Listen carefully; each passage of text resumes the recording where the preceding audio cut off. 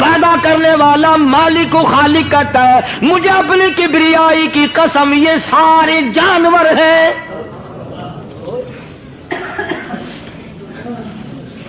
یہ سارے کے سارے جانور ہیں، یہ درندے ہیں جو ایک دوسرے کو چیر پاڑ کر کھاتے ہیں، یہ درندے ہیں جو ایک دوسرے کا خون پیتے ہیں۔ فرمایا بل ہم اضل، جانوروں سے بھی بدتر۔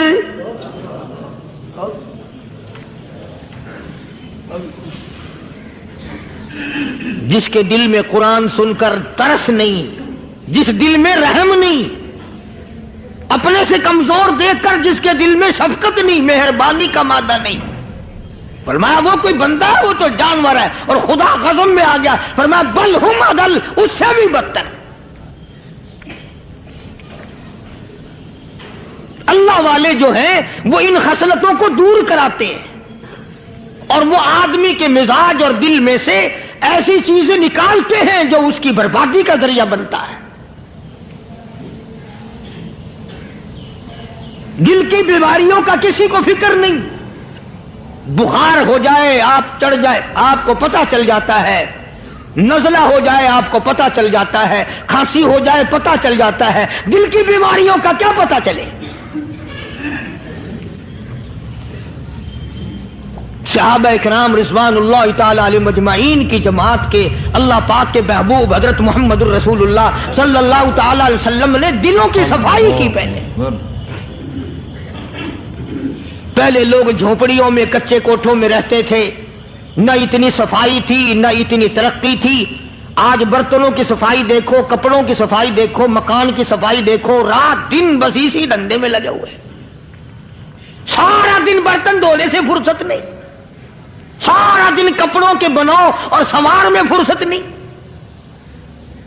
تو اللہ والے ایسے موقع پر بڑی عجیب بات کہتے ہیں، وہی مجذوب ہے، مجذوب علی رحمت کہتے ہیں بظاہر تو ہر شے میں بے حد صفائی، بظاہر تو ہر شے میں بے حد صفائی، مگر دل میں ہے گندگی انتہائی۔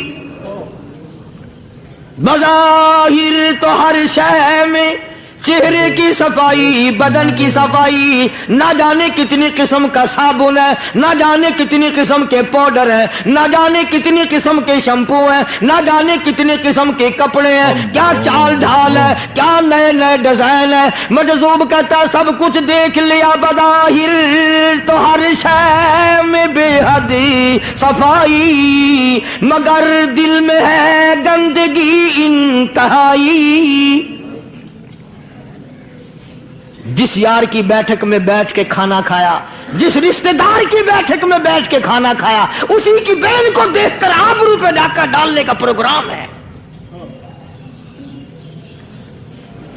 جس دوست کے گھر میں بیٹھ کے کھانا کھایا، اسی دوست کی بیوی کی عزت لوٹنے کا پروگرام ہے۔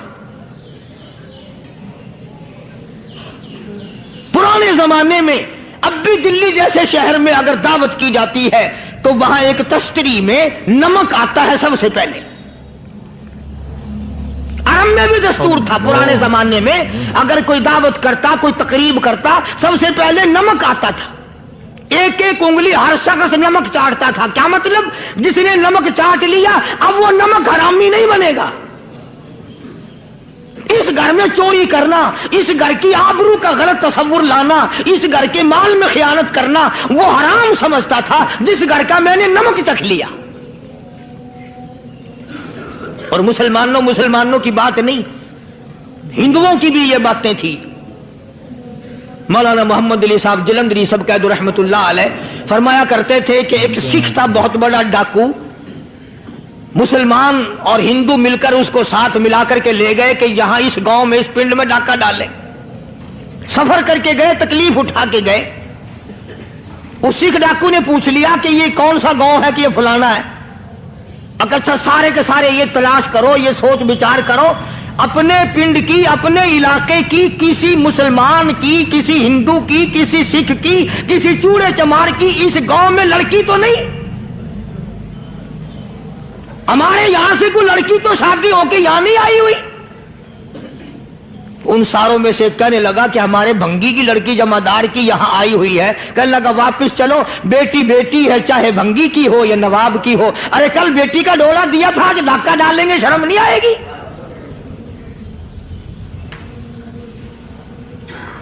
آج وہ تصور کہاں چلے گئے؟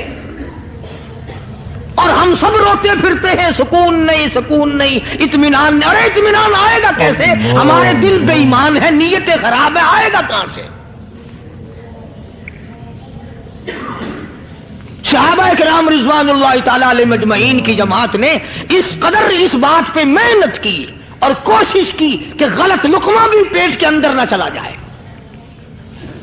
چنانچہ میں علی الاعلان کہتا ہوں, 1,29,000 صحابہ کرام کالی کملی والے کے دیوانے اور پروانے, حضور کے یار جانثار, حضور کے ساتھ فاقہ کھانے والے, فاقوں مرنے والے, پتھر کھانے والے, اپنے بچوں کے ٹکڑے ہوتے ہوئے دیکھ کر لا الہ الا اللہ محمد الرسول اللہ کی صدا بلند کرنے والے صحابہ کرام کا یہ حال تھا. پیدل سفر کر کے جاتے تھے یہودی عیسائی, شام نکل گئے, فلسطین نکل گئے, ہندوستان آ گئے, 2 سال لگ جاتے تھے. اپنی جوان بیٹیوں کو مسلمانوں کے گھروں میں چھوڑ کے آ جاتے تھے. کبھی نگاہ نبوت نے جن کو رنگ دیا تھا, کبھی کسی صحابی پہ ذرہ برابر الزام نہیں لگا. ان یہودیوں کا, ان عیسائیوں کا یہ عقیدہ تھا کہ محمد صلی اللہ علیہ وسلم کے جو غلام ہیں ان کی نگاہ بھی پاک ہے, ان کے دل بھی پاک ہیں, ان کے ارادے بھی پاک ہیں, ان کے ہاتھ بھی پاک ہیں.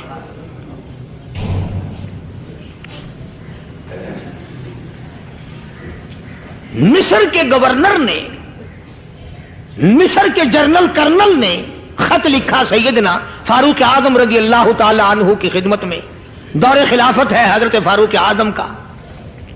کیا خط لکھا کہ حضور مجھے کافی وقت گزر گیا ہے اور فلاں علاقے میں آپ کے حکم سے ہم نے جانا ہے اور راستہ صرف ایک ہے اور اس راستے میں جال بچھا دیا گیا.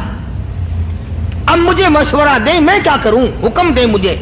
جال کیا بچھا دیا گیا کہ ہمیں پتہ چل گیا ہے عیسائیوں نے پروگرام بنایا, سینکڑوں لڑکیاں تلاش کر کر کے بڑی خوبصورت حسینہ اکٹھی کی ہیں, ان کو گانے بجانے کی ٹریننگ دی ہے, ان کو اچھی اچھی آوازوں والی لڑکیاں ڈھونڈ کے لائے ہیں اور انہوں نے یہ پروگرام بنایا کہ جب مسلمانوں کی فوج اس گلی سے گزرے گی ان کوٹوں کے اوپر چڑھ کے گانا بجانا کریں گے تاکہ ان کے دل میں بدماشی آئے اور ان کا بیڑا غرق ہو.